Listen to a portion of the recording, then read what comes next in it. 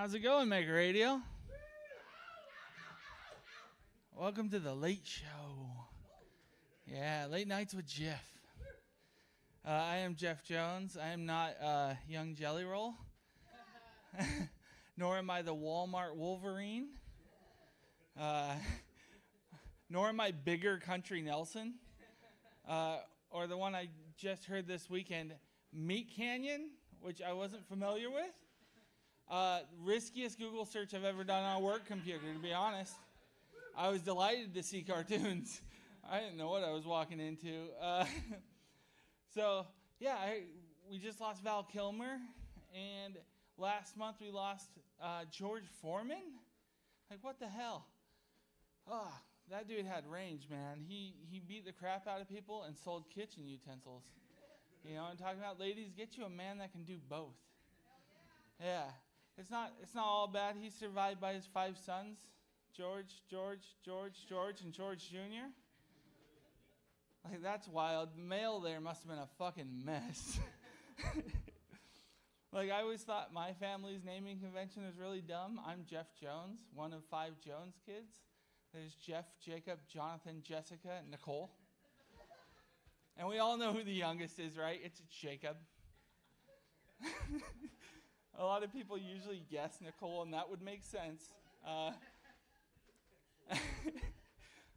asked my dad about it. I was like, you kept that naming convention up through 3 marriages, and you tripped on the second to last kid? Like, what was up with that? He's like, well, your mom thought the naming thing was dumb.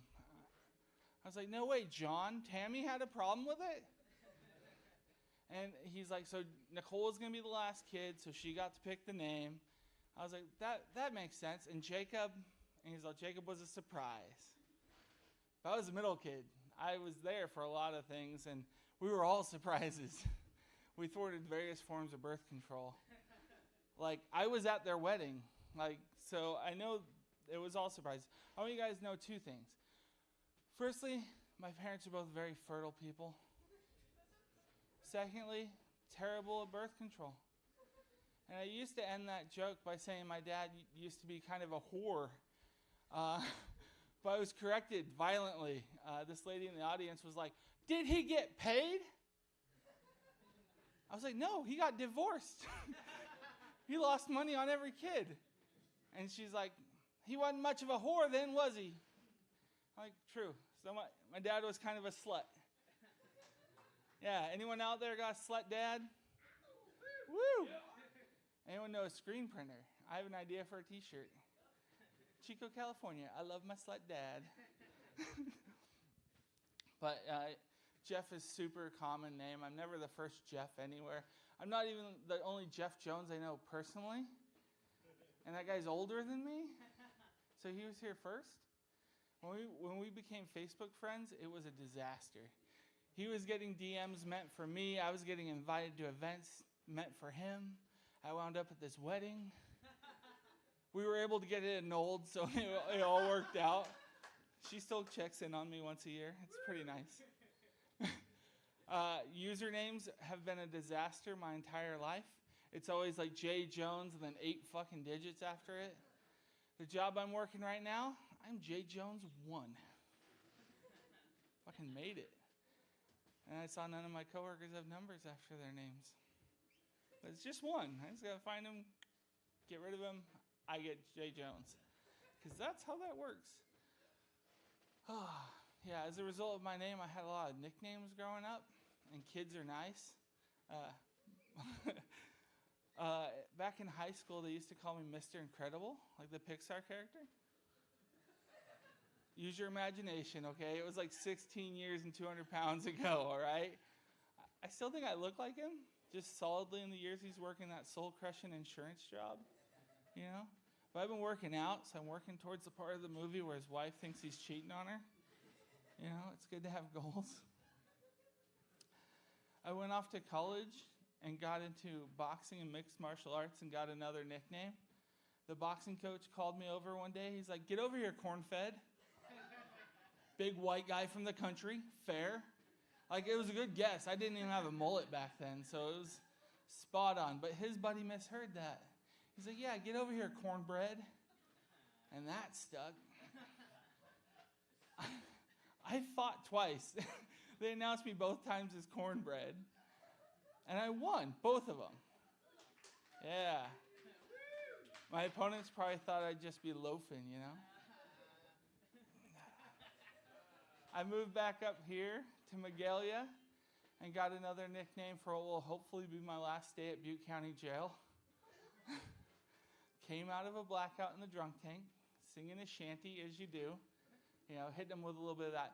Give me a spade, I'll give you a hoe, ho! And I'm covered in blood. And it's dry, so I know no one kicked my ass during the solo.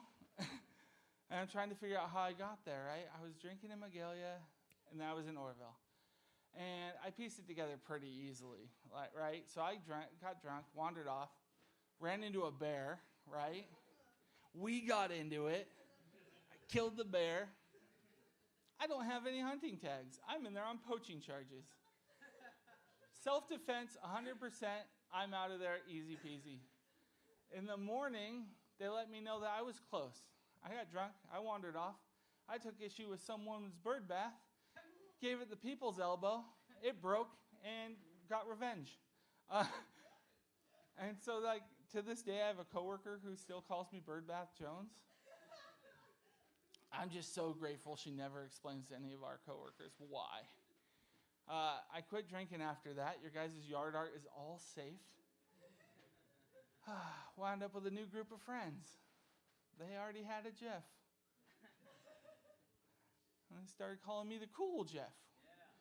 Sounds great. I thought it was really fucked up. Like, you already give your guy a nickname, call me whatever, but it stuck. And like to this day, that guy's kid calls me Cool Jeff and calls his dad Other Jeff. Like, teenagers are not nice, man. And I don't have kids myself. You guys probably could have guessed. But my friends do.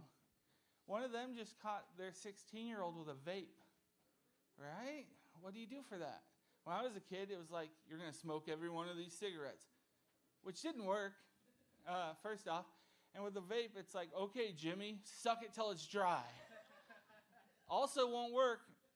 I think I'm on a list just for saying that. So that's great.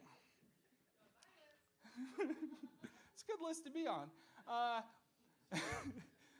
So, like I said earlier, I don't drink anymore. I actually, in January, just celebrated 6 years single. Yeah, I'd like to thank the community, my parents, God. But I've been getting back out there, you know. And it's been a while since I was single on purpose. And things are different. But luckily, I have friends who explain things to me. I got on all the apps because I was like, I don't have to talk to anyone. Just like, psh, psh, psh, psh, psh. And let me tell you about some of these profiles because I learned a lot. One of the first ones I came across, this lady said she was a 24/7 dom, which I quickly learned didn't mean she was into Fast and the Furious role play. I didn't even knock it for a second. I would have shown up with a wife beater and a swim cap. You know, let's make a family. You know, like, I live my life 1/4 inch at a time. You know what I'm talking about? Like, what are we doing? Racing for pink? And that has to be role play because my car will just explode. But no, my friends explained it. It's dom, like dominant. Even better. For the love of God, someone tell me what to do, please. You know, I bring that golden retriever energy, though, and I need those kinds of commands. Sit, stay, lay down, eat, you know. Not the stuff I usually get, which is like, please stop talking. Go away. You know, the legal one that's like cease and desist. Another profile I came across was single stay-at-home moms, which I think is amazing. Like, why would you even bring a dude into that? Just ruin it. I just want to be a single stay-at-home dad who has no kids. I've been informed that's just unemployed. But like I said earlier, it's good to have goals. And another profile I came with surprising amounts are clown girls. And not like she needs to get her life together. She's a clown, but like grease paint, red nose, whole damn thing. Not against it at all. I just want her to show me what squeaks. I want to see everywhere she can pull handkerchiefs out of, I drive a real little car, so her and like 14 of her closest friends will be about it. But you got to be careful, right? You don't want to mess around and break her heart. Wake up one morning with your dick in a poodle. Your dick tied in the shape of a poodle. Fuck. That is an important distinction. That's pretty much illegal unless you're going out with like not a veterinarian, fucking taxidermist. Those are different. Two different things. All honestly, I almost ended my streak last year. I was seeing someone a little bit. Little spooky girl. Little hot topic hottie. You know what I'm talking about? A little cryptid cutie. Halloween's a big deal for them, which is appropriate because looking back, she was more trick than treat, which is to say she loved to surprise me. And so Halloween rocked up, right? And she didn't get dressed up. She didn't hand out candy. She didn't even go out. Nothing happened. And I was like, that was surprising. And then a couple weeks later, solidly in November, she put on her costume and she went as a ghost. And I never saw her again. Yeah, that one's sad. But let me tell you about my last Tinder match. And by last, I mean final, because I don't have the app anymore. I matched with this girl, and I knew her in real life, right? We're starting off great. Green flags. I knew her in real life. Can't be a robot. Our technology's not there yet. Second green flag, she messaged me first, right? My reply was just going to be an engagement ring. I'll be honest. I opened the message, and you hate to see it. I read the message, and she was like, oh my God, I thought you were gay. And then unmatched with me before I could reply. I like to think she was being helpful. She was like swiping through there and being like, this guy's lost. Let me help him out.